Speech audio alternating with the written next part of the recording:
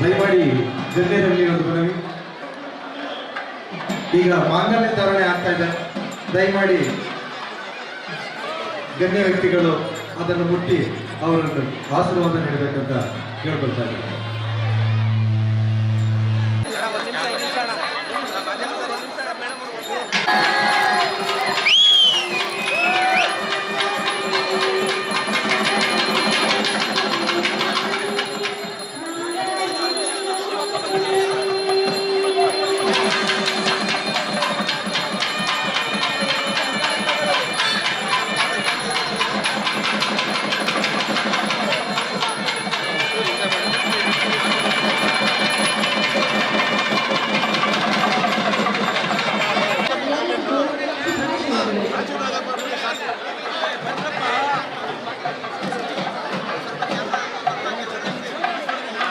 ಯಾದವಣ್ಣ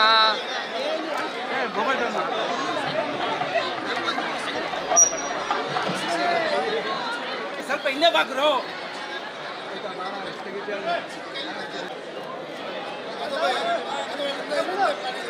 ಕೈ ತೋರಿಸ್ಬೇಡಿ. ಕೈ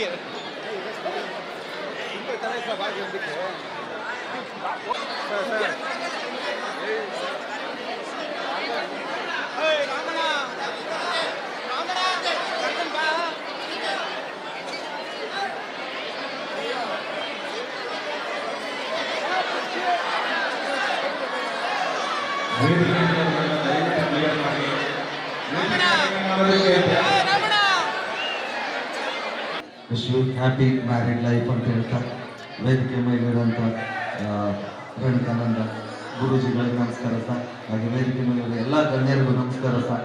ಮೊದಲಿಗೆ ಇವತ್ತು ಅಪ್ಪು ಸರ್ದು ಹುಟ್ಟುಹಬ್ಬ, ಅವರ ಹುಟ್ಟುಹಬ್ಬದ ಶುಭಾಶಯನ ಕೋರಿ ಅವ್ರನ್ನ ಸ್ಮರಿಸ್ತಾ, ನಿಜವಾಗ್ಲೂ ಒಂದು ಒಳ್ಳೆ ಕೆಲಸನ ಮಾಡ್ತಾ ಇದ್ದಾರೆ ನಮ್ಮ ರಾಜು ಅವರು ಮತ್ತು ಅವರ ಸ್ನೇಹಿತರು.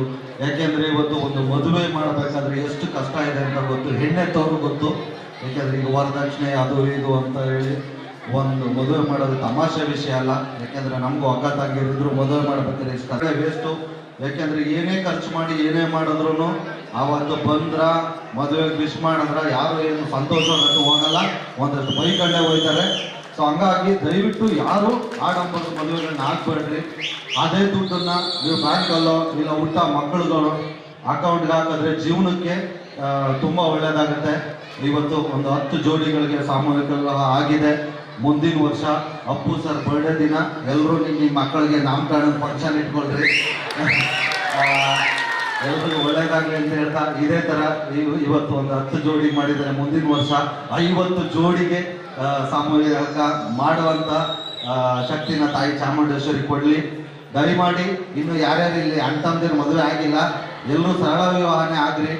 ನಿಜವಾಗ್ಲೂ ವೇಸ್ಟ್ ಅದು, ದುಂದು ವೆಚ್ಚ ಮಾಡಬೇಡ್ರಿ. ಒಳ್ಳೇದಾಗ್ಲಿ, ಎಲ್ಲ ಜೋಡಿಗಳಿಗೂ ಒಳ್ಳೇದಾಗ್ಲಿ. Wish happy married life. ದಯಮಾಡಿ ವಧುವರಿಯರಿಗಾಗಿ ದಯಮಾಡಿ ಲಿರಿಕ್ಸ್ ಇದೆ, ಪಕ್ಕದಲ್ಲಿ ಲೇಡೀಸ್ ಸಿಂಗರ್ ಇದ್ದಾರೆ. ಅಪ್ಪು ಸರ್ದ ಆಡ್ಬಿಡ್ತೀನಿ. ಬೊಂಬೆ ಹೇಳುತ್ತೈತೆ ಮತ್ತೆ ಹೇಳುತ್ತೈತೆ